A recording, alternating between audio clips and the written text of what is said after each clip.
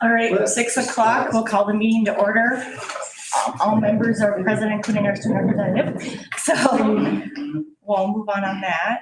There was one addition to the agenda we'll cover later on. And we'll move on to the approval of the agenda. I make a motion to approve. Second. All in favor? Aye. Aye. Motion passes. No public comment. We'll move on to the consent agenda.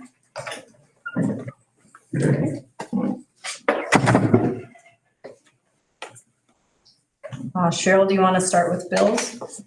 I had a chance to go through the bills today and I didn't find anything outstanding whatsoever. Everything was just normal business. Couple of higher recommendations. You'll see some coaching exchanges. We have some resignations and some additions for coaches. It's that time of year. I will add that there are still some additional coaching positions I think that we're looking for, so keep your eyes open for that. Donations, I'd like to call out, over to the February tab, and I'll share this for individuals as well. Again, just a reminder, our booster club has been quite active again, so you will see that our boys basketball, the booster club covered the tournament fee. Our football program received tackling equipment donation, and the VFW, thank you, sent money for the Costa Rica Spanish trip. So a couple of donations just to take a minute to acknowledge and thank again. I think our community has been quite supportive of the school district, so I do feel like it's important to take some time to acknowledge those. Beyond that, I would stand for any questions on the consent agenda. I don't have any questions, just a comment. So I know when they plan on doing the Costa Rica trip. So please let the folks know that if there's still things that come up, Legion is always there to help support. So, Okay. Right. Sounds good. Thank you. Yep. I just had a question. I noticed it was boys basketball and football. Did we get anything to offset it in women's sports? The Booster Club is expecting some women's requests to come in yet this spring, and they are managing and keeping track of from the boys to girls equitable distribution of funds. Perfect, thank you. Yep. Any further questions, comments? Okay, looking for a motion to approve the consent agenda. I'll make a motion to approve. Motion by Carol, I'll second it. second by Thomas. All in favor? Aye. Motion passes. Move on to communication items. Administrative report. So I'll share out my administrative report. So right now we are in the heart of the legislative session now that we've kind of gotten things moving. This is a time of year that I really do pay a lot of attention to what's happening. And I really try to have a presence and a connection at the Capitol. On February 13th, I was able to meet with Leader Damath, Senator Howe, Senator Westrom, Representative Baker, and Representative Ben Binsbergen. He is a new legislator. And one of the things that I think is important that, I guess I just like to share is that my purpose is really twofold when I'm at the Capitol. One, I really do want to just establish relationships with our legislators so that if they have questions about what legislation that is moving forward means for our school district, they feel comfortable calling me and asking questions. And I think that that's really served us well. Representative Damath has been here a number of times to our community, but there were multiple times last session where I was able to provide her data just about what does this mean for the Paynesville area schools. And I think that's a really important relationship to have.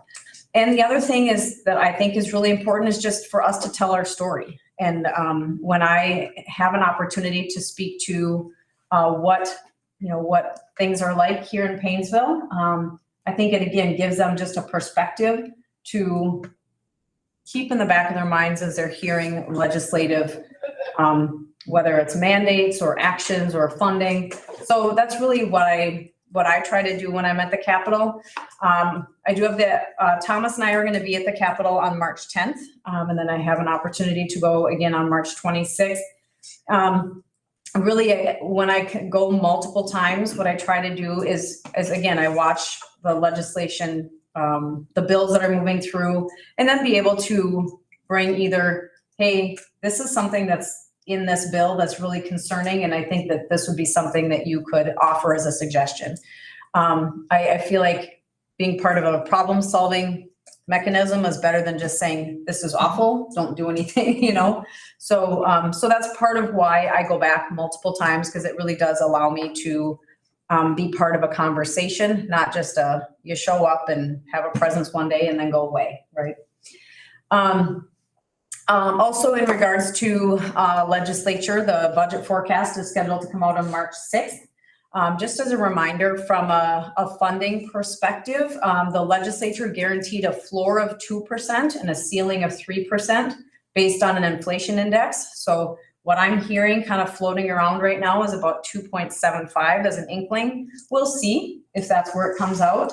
But all of us have been saying that's not going to be sustainable long-term. We still would like more funding on the formula. However, I think on March 6th, we're going to find that budget deficit that's anticipated is probably going to impact the session a little bit more than we had hoped. So we'll keep our eyes on the March 6th, but that's coming legislatively as well. Well, the 2% and the 3% a person could survive with better Just pay than if they attention put a whole bunch of this things that we have to pay for out of that money like they did last time around. And that's one of the conversations that we're having at the when I'm meeting with individuals is the unintended consequences of the mandates and whether they There were. was a lot of big talk and it never came through. So Yep. we're having conversation about that. And I do think that it is, you know, because this session will come up with this, in this first fiscal year, we'll be guaranteed 1%. And we may not know the second percent. And when we go into negotiations, that's something that I know that our bargaining units are going to be paying attention to, as well as the board, you know, that there is some variability, but knowing that there's a floor and a ceiling gives us some parameters. At the March 10th board meeting, we are going to start the discussion about reviewing this year's, revising the budget, and then also having conversations about 25-26. So those are some things that are coming up, and I just wanted to kind of share what's happening legislatively and where we're at in the budgeting process. I did not call out anything specific for the revenues and expenditures, so I won't take time on those unless people had questions that they would like me to take a look at. And with that, I would see what, Rachel, would you like to walk through committees or organizational reports? Yep.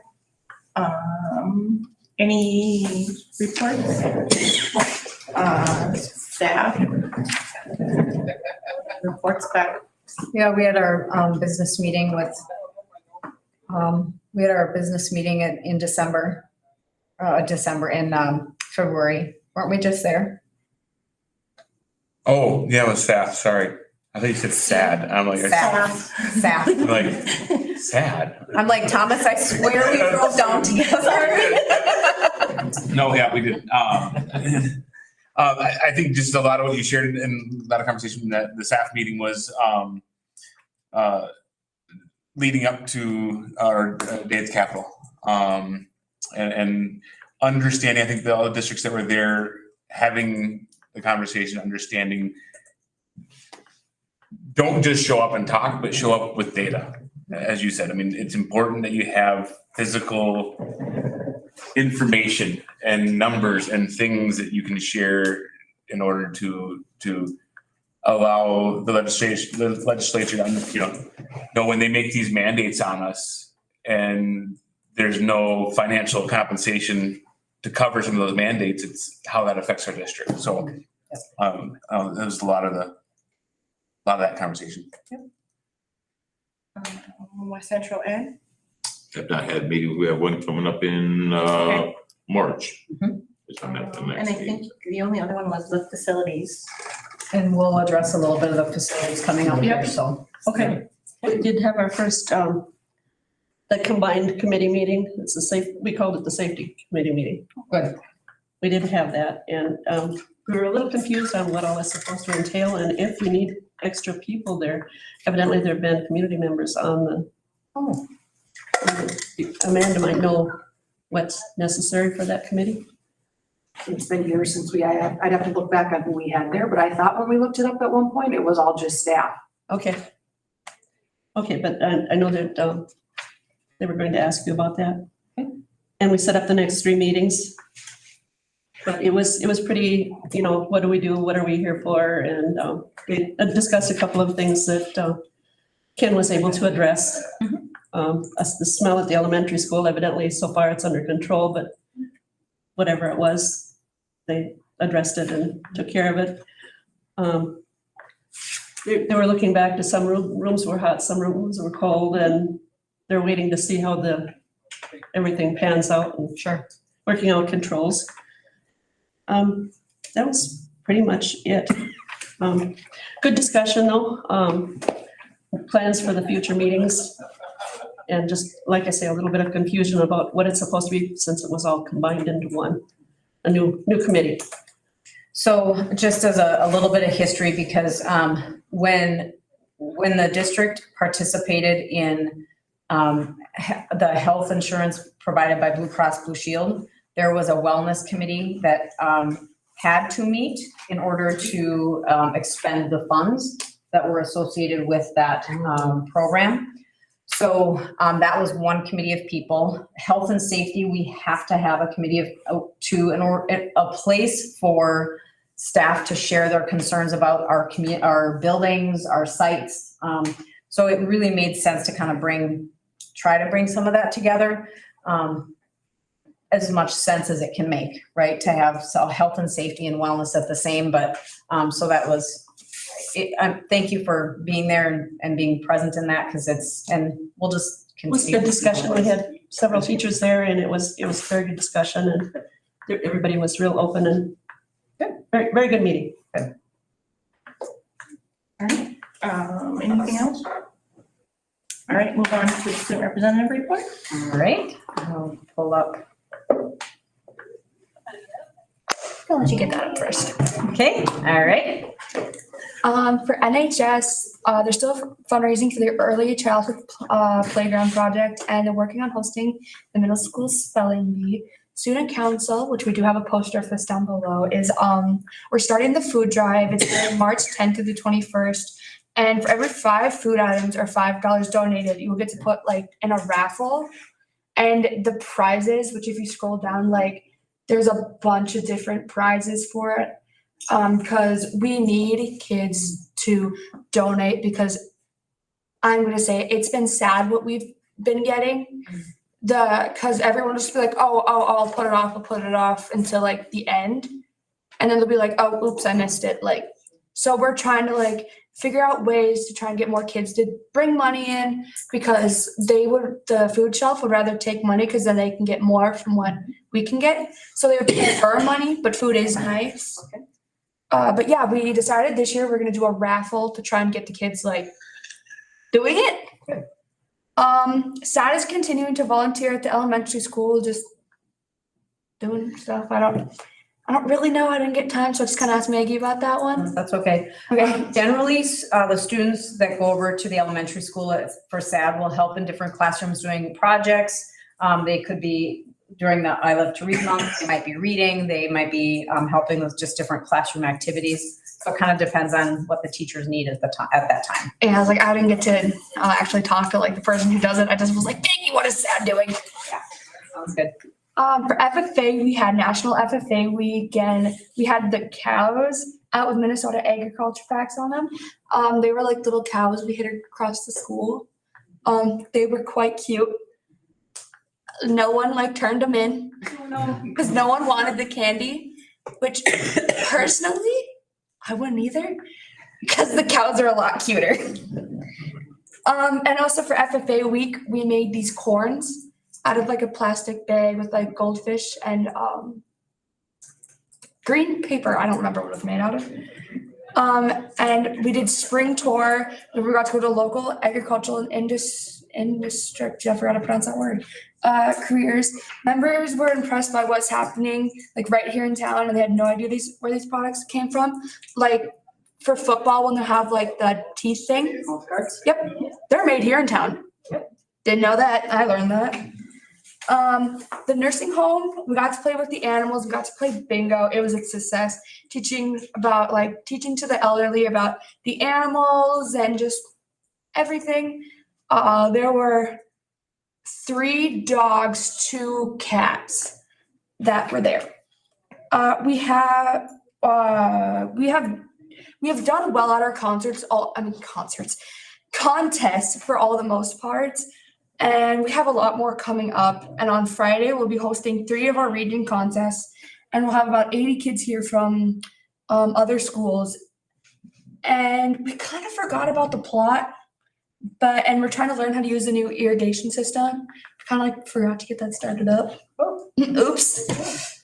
But we're learning how to use it now because we got that last year. Yep, I think. Well, and last summer, in all honesty, we didn't need a lot of irrigation. Yeah. We had a considerable amount of rain. Nice, because I helped with that. The corn was really nice. All right, thank you. All right. May I put a plug in? Thank you, Nicole, for mentioning the preschool playground.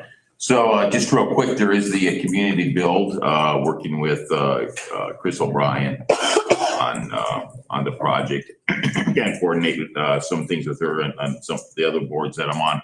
But we have community build that has been set starting June 26th, going through the 30th. So this is helping as far as bring down the cost of assembling the playground, laying it, or setting it in place.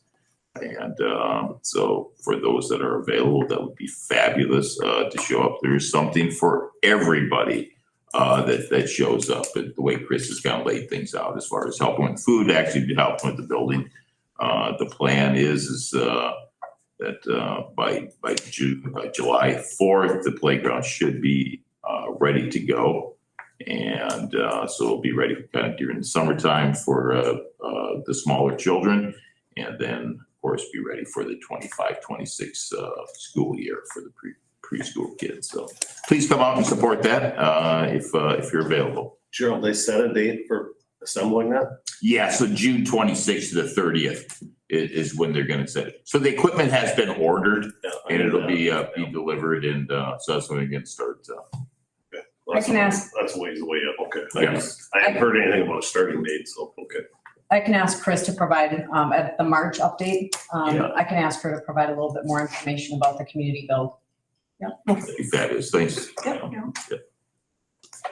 Moving on, no old business, go on to new business. Award of roofing contract.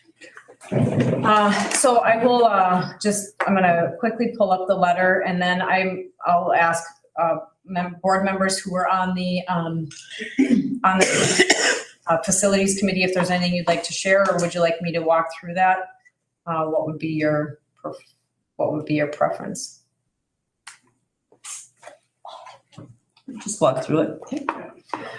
So LHB engaged in a formal process to secure bids for the roofing project.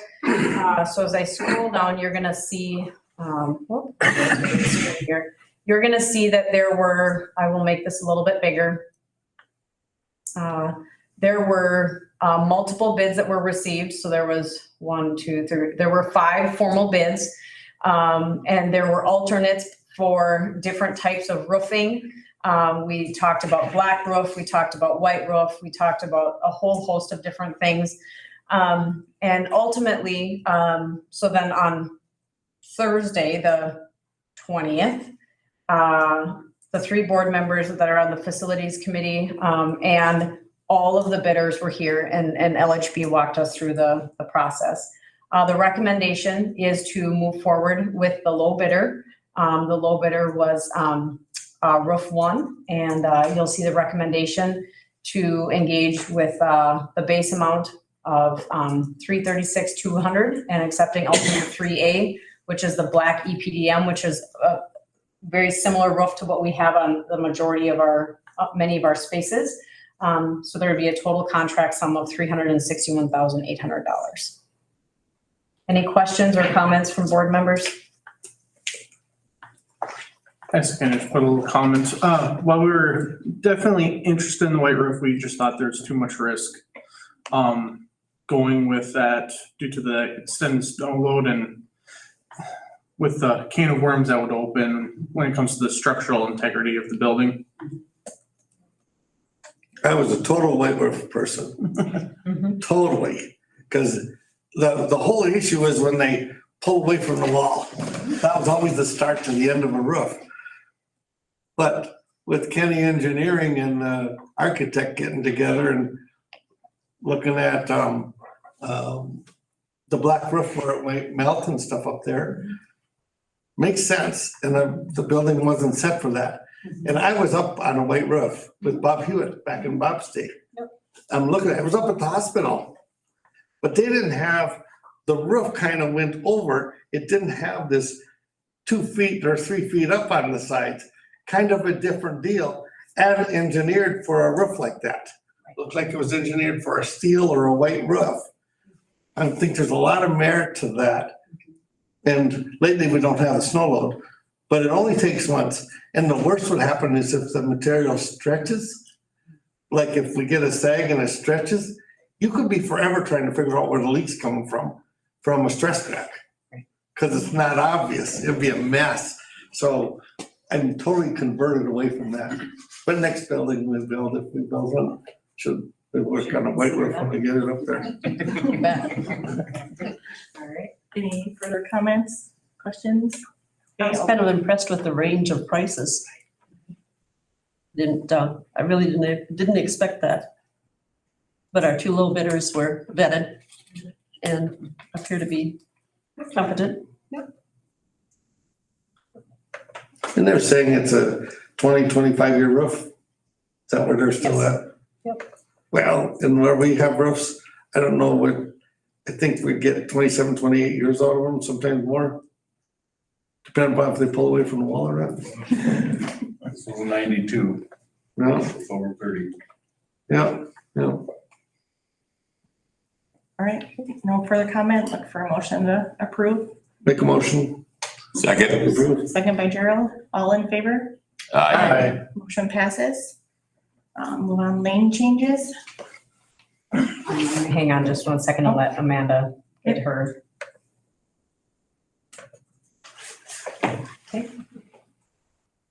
Good, you can go. Okay, all right. So lane changes are pretty standard. You'll see the accompanying documentation is linked in there. But just for simplicity purposes, you'll see that we're moving from current lane BA 10 to BA 20 and from a BA 30 to a master's. So it's a pretty standard process. When the teachers go through that process, they get pre-approval. That comes through the district office. We look at what they're taking, making sure it's germane to their subject, and then the course is approved. So we knew that these were coming and they've been pre-approved. So it would be strictly for approval. And it's totally contractual. It is contractual. Yeah, so Make a motion I'll make to a- approve the lane changes. I'll second. All in favor? Aye. Motion passes. Move on to winter benchmark summary. All right, I will invite up our secondary principal, Mr. Rasmussen, and our elementary principal, Mrs. Akerson. Come on up, and I'm excited to hear what's happening with our winter benchmark information. Do you want to drive, or would you like me to drive? I can drive. All right. Okay. You're gonna make me share on the other side. I know. Step back. You could get that set up. Great, and then I'll drive. Perfect. I'm not sharing on the other screen. Oh, sorry. My bad. I'm picked up at your laying down, I got you. I got nervous when I. Hope somebody's screen to share.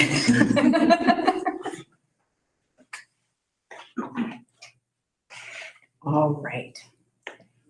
Well, good evening. We wanted to give a follow-up presentation to our previous data presentation. So we had finished our winter benchmarking and we wanted to make sure to take an opportunity to share that with you tonight and look at some data. I know you said earlier, if you're going to come with data. So we did. And I wanted to start here by talking about the why. And so the why comes back to our mission. This is why we do what we do. So the mission of Paynesville area schools is to prepare students with the academic, social, and personal skills to succeed in their career and community. And so what we're going to talk about in this presentation really focuses on the academic side of that and how we're helping students and prepare them for the academic skills that they need to be successful in the future. And with that, if you recall, in the fall, we spent quite a bit of time talking about a multi-tiered system of support. And that diamond on the screen really shows those different tiers. In the middle, tier 1, all students receive core instruction. And if you go to the left, you find tier 2 and tier 3, which is more of the remedial. So if tier 1 is provided to students, but more support is needed, then we look at that remedial side. If we're in tier 1 and students are understanding and they're demonstrating proficiency in the tier 1 areas, then we move to the right side and look at extending and enriching opportunities. And so tonight when we talk data and talk about the systems that we are creating at the elementary and the secondary, they all come back to this diamond figure of our multi-tiered system of support for all of our students. And really going back to what does our tier 1 data tell us and how do we respond to that data to meet the needs of our students. So we just wanted to address sort of where some of this is coming from. And a lot of what we're doing stems from this legislation that was passed in 2024 entitled the READ Act. And so a good way to look at it is the READ Act sort of creates the structure and framework that we have sort of built our systems within. And so this is a big driver of what we do and why we do and a lot of how we do it too. So. If you recall in the fall, we talked about how do we know if our students know what we want them to know, right? And so we look at that evidence of learning. In the fall, you heard us talk about screening data. How do we check the oil and check the status of our students in the fall? How do we come back in the winter and check and in the spring? It's just a quick screener, just like you would, check the oil of your vehicle. Sometimes in our vehicles, the check engine light comes on, and then we need to move to that next step of a diagnostic to learn more about if there's something going on with the learning. Are they proficient and above and beyond that grade level, that benchmark, or are we performing below where we need to identify the root cause and be able to respond to that learning through a diagnostic? And certainly we have the formative and summative assessments still going on, but tonight we're really focusing on that screener data, much like we did earlier this fall.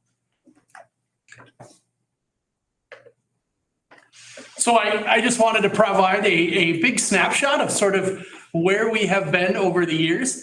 So this looks at our district CBMR data, and CBMR looks at fluency. And we kind of, in lead time and in power half hour, we hone in on CBMR data or fluency data for a couple different reasons. And one reason is because fluency data is really predictive of the other screeners that we have. So it's a good one that'll predict how students will achieve on other tests.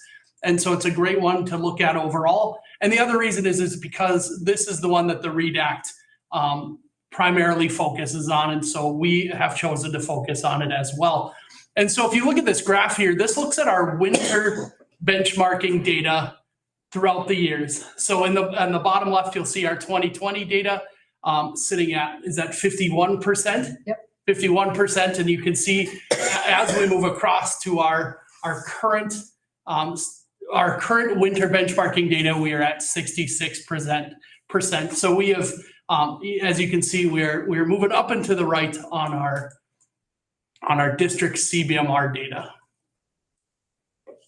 And when we look at the CBMR data, we look at how do we create systems at the elementary and at the secondary. And so this slide is really articulating what does that system look like and how has that evolved over time. We look at the elementary, and you've heard us talk about power half hour, and that is a 30-minute time frame in our day that is allocated to reading intervention time. And we use that CBMR data to drive what do those supports look like for students in grades kindergarten through 5th grade. Also, we progress monitor every 5th day. So we're checking to see is what we're doing working and what adjustments do we need to make. So that's the left side of the Venn diagram. In the middle shows what are the similarities that we have created at the secondary to replicate what was happening at the elementary school. And so Mr. Rasmussen and his team have really built a system over here, and I'll let him talk more to that, but I wanted to share what are those similarities between the two systems that we built. And that's really looking and utilizing research and evidence-based interventions for all students. And the READ Act really calls that out. It needs to be evidence-based and research-based. And that goes back to our LETRS training. And you'll see that we have that commonality as well. Also in common, we have 4 days a week students are receiving this reading intervention, whether it's remedial, on-level, or extension. And then also we use data to drive that decision-making in determining what interventions are students needing for how long and by who. So that's our commonality, and then Mr. Rasmussen will talk about the secondary. Yeah, and so lead time is modeled after a lot of the successes that we've had at the elementary with Power Half Hour. We wanted to carry forward a lot of the systems that were already built there for our middle school students. And so we have implemented lead time this year, which is a system for our middle school students, 6th through 8th grade. They meet 20 minutes every day. They are placed into groups based upon data and their benchmarking data. And then we progress monitor students throughout. So a lot of what we're doing, we have taken and borrowed a lot from the elementary structure, but we're excited to carry that forward and provide those supports to our middle school students as well. So one thing I want to call out with that progress monitoring, it allows us to make those adjustments in a timely fashion. So if a student is responding well to an intervention, let's move them on, right? Versus you're going to be in that for the whole time until the end of the year or until the winter. We can adjust that because if students are growing, let's move them on and get them to that next step. So that's been a great piece that we're able to have at our monthly grade level meetings as well in that real-time data analysis. The pictures here just kind of give you a glimpse of what Power Half Hour and lead time look like. Certainly when we get into that remedial intervention, oftentimes we will make those groups smaller so we can really hone in on that individualized learning. For students or for groups that are on level and extension, we're able to have a regular class size group to extend that learning. We really hone in on small group for that remedial piece.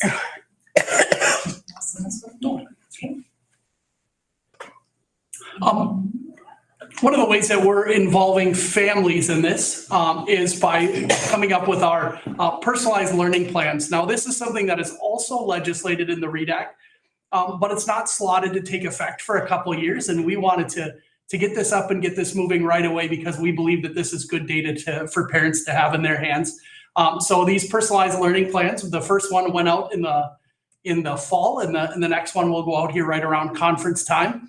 But on here, there's a bunch of really good data for families. First off, it'll say where their students are achieving on the benchmark test, and then where the target is for meeting. It'll also hone down exactly what skills that they're working on in intervention. It'll provide parents with an idea of exactly what they're doing during this power half hour and lead time. And the other thing that we're really excited about is it gives some, as you can see on the right side, a list of at-home support. So not only do we have tools for parents that can support what we're doing here in school, and they can take and build on that and support their student at home. So these are a powerful tool that we use to communicate with families about what we're doing and how can you help support the process here at school. And it was interesting, sorry, I think you were gonna say something. When the READ Act called this out, there wasn't a lot of parameters on what it should look like. It did call out the components that should be in it, but didn't, give us a template to follow. So we created this with our teams, and just for families to know and for you to know, these will likely evolve as we learn more, right? And when we're able to have conferences with families and what is it that families are wanting, or what questions do they have about the personal learning plan, then we can go back and tweak them so that they are family friendly, because that's the ultimate goal in the personal learning plans. So we're excited to circle back to families here at conference time. What has been the response so far from families? Very positive or? Yeah, from my end, positive, and talking with teams at the elementary level, and I think secondary, they've been sent home before conferences, so parents can look them over and then come to conferences with questions, right? Otherwise, a 15-minute conference time, you could spend just talking about the personal learning plan, when there's all kinds of other great things to discuss at conferences. So I think that's been a really good approach that we've taken, and I haven't heard negative things that have come back from the personal learning plan, but just wanted to put it out there that these are up for being adjusted as we learn more. It's fabulous, thank you. Where did the benchmark numbers come from? So those are predetermined by Fastbridge, and they are a normed assessment. So they take all of the Fastbridge users all the fourth grade students, yep. And It's so- not the state of Minnesota stepping in and popping something in there. Correct. Yep. And those are re-normed each year. So if students, I predict, if we're honing in on CBMR as a state and perhaps a nation, and we're being intentional with fluency, might we see those benchmarks increase over time? Right? We very well could, because they do adjust, and as they are re-normed year after year. Anything else with this? I really like that you're sending them out before conferences, because I remember going to conferences when my kids were small, and you're really overwhelmed. Here's this paper, and here's this paper, and then here's this paper. You got 15 minutes, and you're supposed to read all of that and soak it up, and then ask questions. That irritated me too. Yeah. With the kids, it was like, okay, can we have something in advance, so at least we. So I love have that you send it out as a appropriate preview so people know what to, have an idea what they need to ask. That feedback. In addition to the personal learning plans, this year we did send home the CBMR data to families as well. And so they were able to see that big picture snapshot, which we'll talk about here in our next slides on the data that they received. I think this was it. So this is just a snapshot of our reading data. So if you recall, kindergarten and first grade, they are not tested for fluency, right? They have more foundational skills that are tested in the assessment called early reading. And in early reading, they have multiple subtests, which measure multiple different reading skills. So then they take the subtests and create a composite score. And so in the fall, you can see 64% of our kindergarten and first grade students met that fall target or benchmark. And then this winter, 70% of our kinder and first graders met. And just a reminder that anytime we're talking fall to winter, that target score changes because it's that progression over time. It's not a 13 in the fall is the target and a 13 in the winter. It does increase over the school year. And then in grades 2 through 5, We are checking the fluency, that's that CBMR. And so 60% of our students in grades 2 through 5 met the fall benchmark to 63. If you look at our middle school data from lead time, we started off in the fall at 62% of our students meeting benchmark.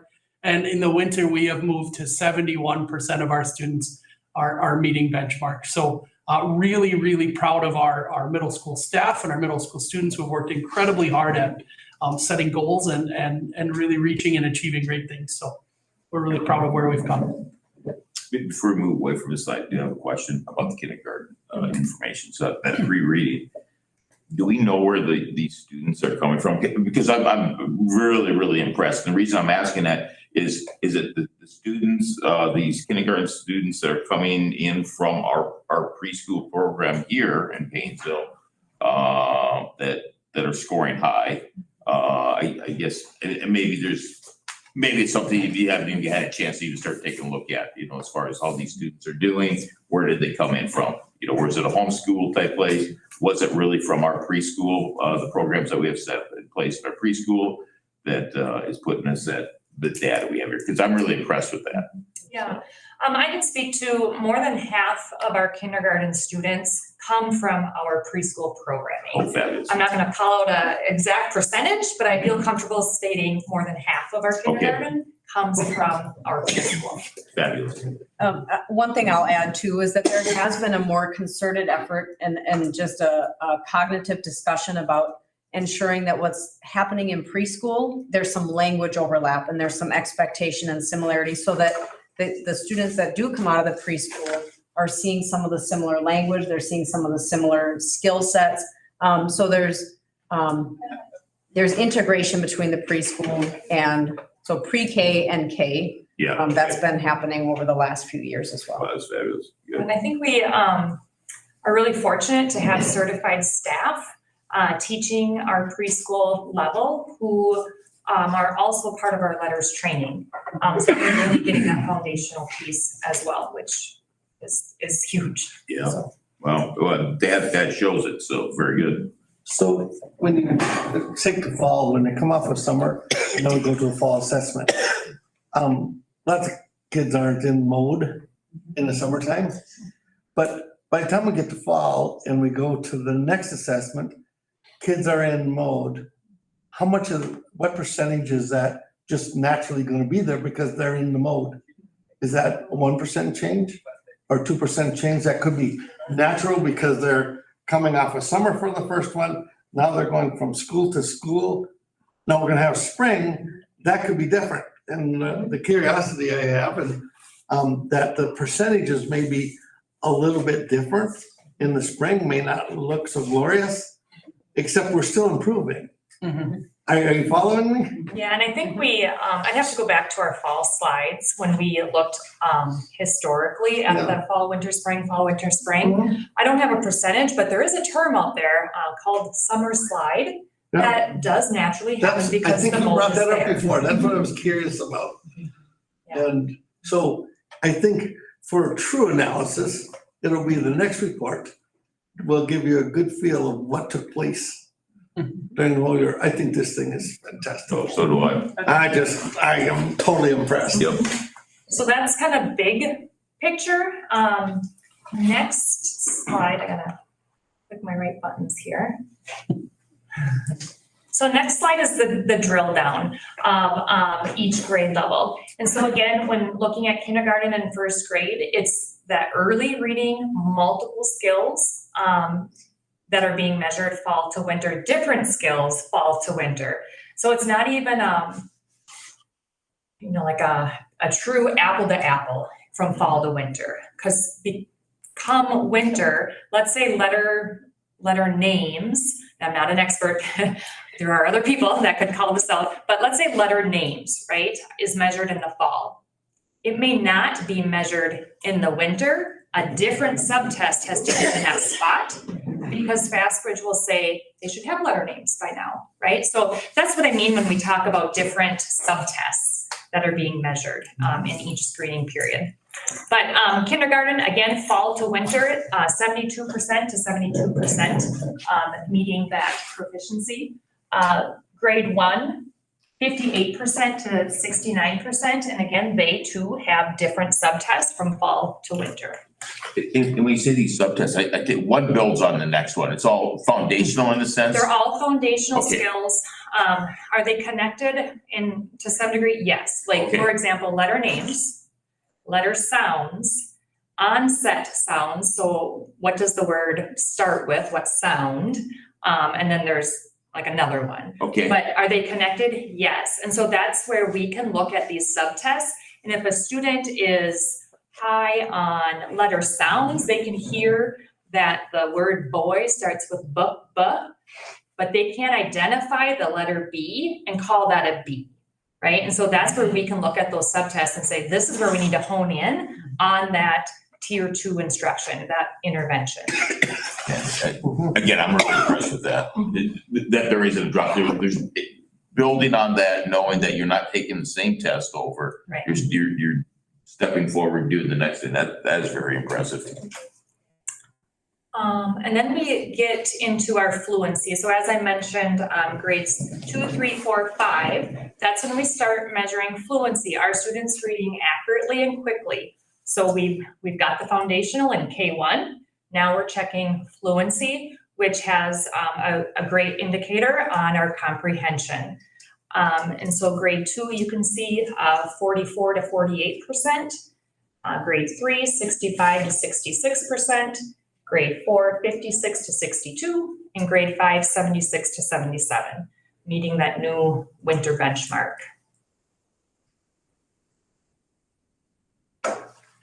Okay, I paused in case you had some wonderings. Follow up. And this is data. Oh, there we go. This is data that I shared out in the last board meeting. So this is the secondary data. When we look at our 6th grade data, we went from 66% in fall to 68% in winter. If we look at 7th grade, they went from 56% in the fall to 70% in the winter. And our 8th graders moved from 61% in the fall to 76% in the winter. And again, this is all from our power half hour and our lead time, where we are giving that extra dose of fluency, that extra dose of early reading. So I take it on the, say the 7th and 8th grade side here, or is it the 6th and 7th grade side? But in the last 2 slides, Jesse, I take it on those, that's where we see that slide that you had mentioned, right? Because of the way they came in, say in the fall. We talked about that summer slide. Yeah. It could possibly, because there's a big jump to it. That's good. Okay. Yeah. The other thing is that's unique to the secondary is students in the elementary have power half hour and they've had it for a long time and they have it every year, right? So they've been working on fluency for a long time. Okay. Whereas our 6th graders came in, they just had 5th grade and they had the lead time system last year. And so we see less growth in 6th grade because it's a system that they're familiar with. But our 7th and 8th graders have all had a gap year from this, a gap year or gap 2 years. And so that may be one of the reasons to explain the large group in growth is they've had a couple years off of these interventions. And so we see large growth this year, but that's just my guess. I don't have any data to support that, but.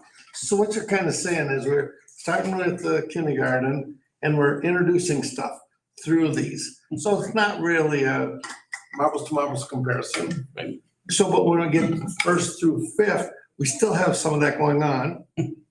But by the time you get into 6th, they're just introduced. By the time you're in 7th and 8th, we're maybe getting an analysis of our success, right? And that will just get better because those kids didn't start out with this program in kindergarten stuff, right? Right. So we have a period of time to go through. I think those two right there is a true testament of just how well this is starting to work. Because if there is that big jump in that growth as far as that lead time and to move forward, I think that's very good. Yeah, and I'm not willing to take credit for it. We have a lot of incredible teachers that have really jumped on board and done amazing things this year. It's exciting to see students who are excited to look at their numbers. Like I had more kids this year run to see what their score was, to see how they've improved, because they've been making goals and they've been practicing, and that alone is really exciting to see, you know? That's been my favorite part of it, so. And to kind of go back to Bruce's point, in K1, 2, even 3, we are learning to read, right? And once you shift into 4th grade and up, you're reading to learn. And so kind of 2 different, Gotcha. ways to look at that, learning Yep. to read versus reading to learn. Mhm. And I think that goes to, might we see then more of a indicator of how we are comprehending our text, how we're learning. So we're excited. And like Jesse said, we have a great staff that are taking the bull by the horns, diving into this, have put a lot of effort into making this work. And so this is truly a team effort across the board. That's great. So just a question here with that. So with like the kids who just aren't quite meeting our goals as they're aging out in the 8th grade, are we using this to keep targeting that as they go into the 9 through 12 to try and see if we can get them to still meet that goal? So currently, we still benchmark students in 9th and 10th grade. We don't benchmark them on the same CBMR benchmark. We benchmark a reading, which looks at primarily comprehension and not fluency. And so, yes, we're still following students. We still do some tier 3 interventions of pull out, but I think that's a place that we can look at in the future, is how we're evolving this system that we started for the middle school to now look at those upper high school grades and incorporating other students into that. So, yeah. And the end game, right, is to have all of our students reading at grade level. And then we'll have a lesser need for tier 2 and tier 3, right? And so if we saturate tier 1, we should have less need for 2 and 3. Well, I've said it before.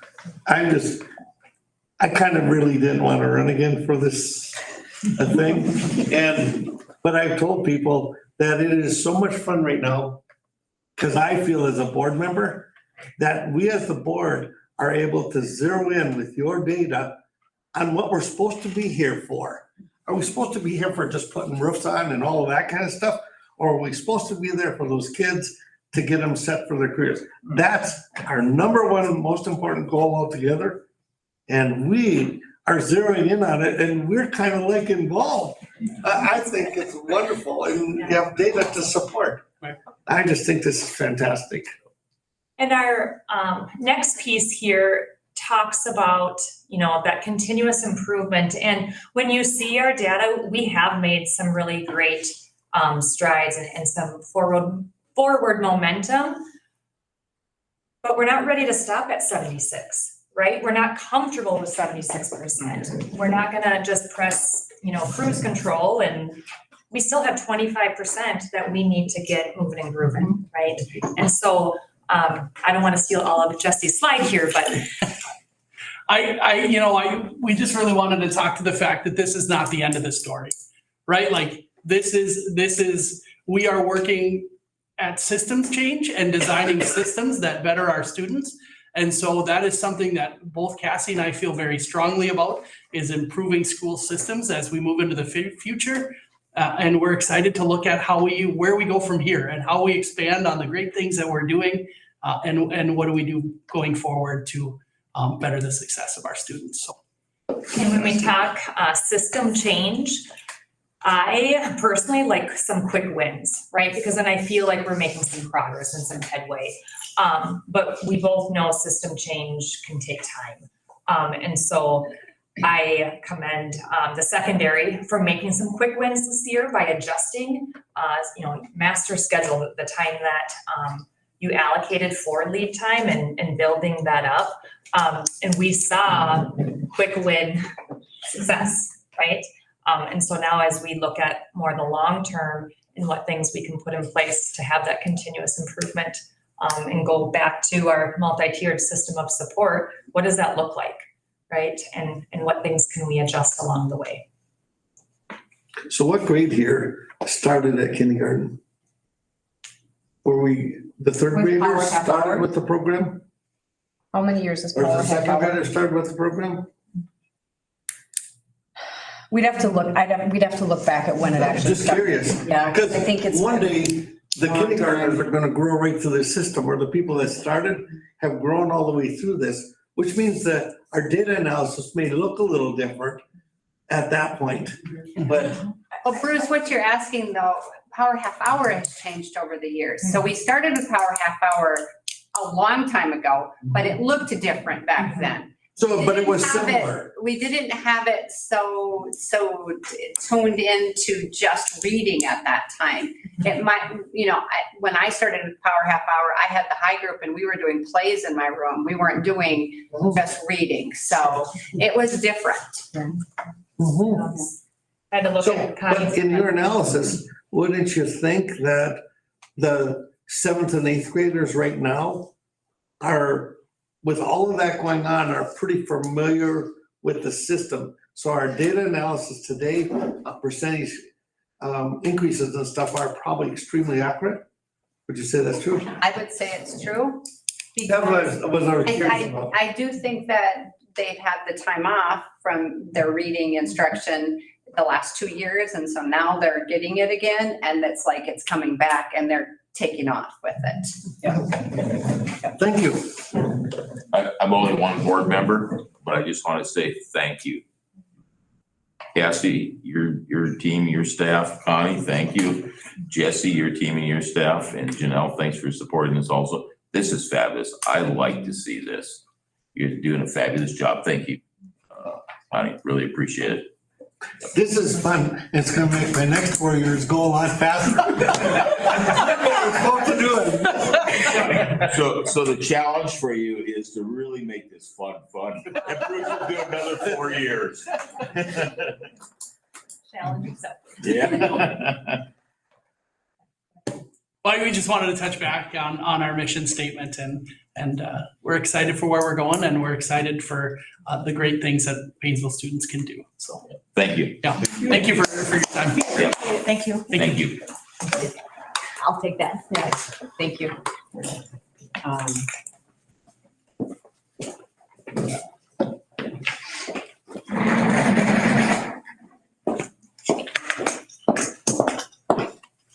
Right, we can move on to employee appreciation.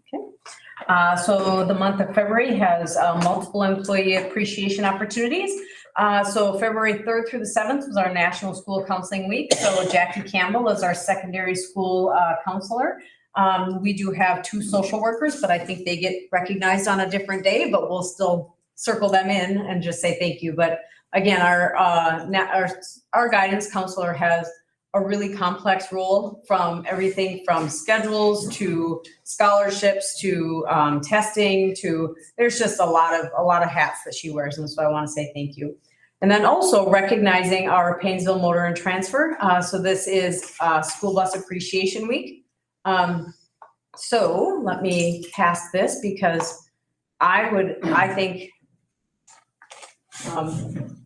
bus drivers, I can tell you, they make a difference. And I think when I think of bus drivers, when they have a kid hop on the bus and they can see that kid's just not in the right space, oftentimes that smile, that nudge, that little joke, they're able to engage kids differently. And it was my Sam and my Alden, they were my elementary bus school drivers. So I want to say thank you to all of our Paynesville Motor and Transfer drivers and support. So thank you for our bus drivers.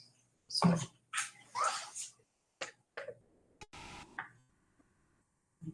Right, moving on, review upcoming meetings. In addition, please note on Monday, March 10th, we are going to be taking updated board pictures, including a group picture before, if we can put that in. Mine is really the day sweet. Don't worry. Well, I won't be. I'm gonna be in the Capitol that morning, so. You should be fine. One of us will send a reminder. Yeah, we can send a reminder. Yep, when the agenda goes out, I'll try to add a note. So, okay.